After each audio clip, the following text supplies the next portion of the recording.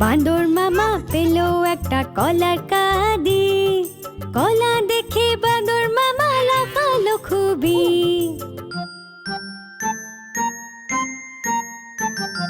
তাড়াতাড়ি কলা ছাড়ালো বাঁদর মামা রে, খোসা এদিকে ওদিকে, ওদিকে এদিকে সেদিকে ফেললো।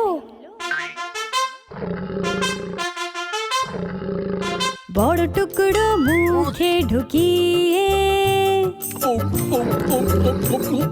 মুখ খুলে পুরো কলা চিবোলো।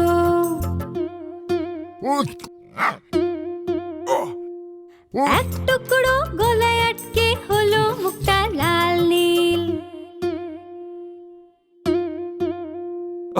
ভালুক দাদা তখন বাঁদর মামার পিঠ চাপড়ে জল খাইয়ে বোঝালো ওকে, মুখে খাবার কখনো বেশি নিও না, ছোট টুকরো নেবে, মুখ বন্ধ করে চিবোবে। মুখে খাবার কখনো বেশি নেবে না, ছোট টুকরো নেবে, মুখ বন্ধ করে চিবোবে।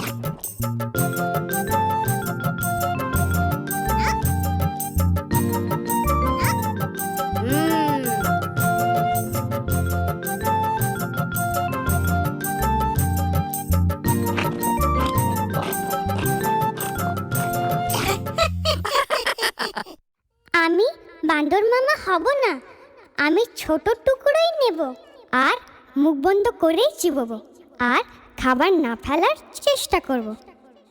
তোমরা তোমাদের খাবার কিভাবে খাও কমেন্টে লিখে আমাদের জানাও।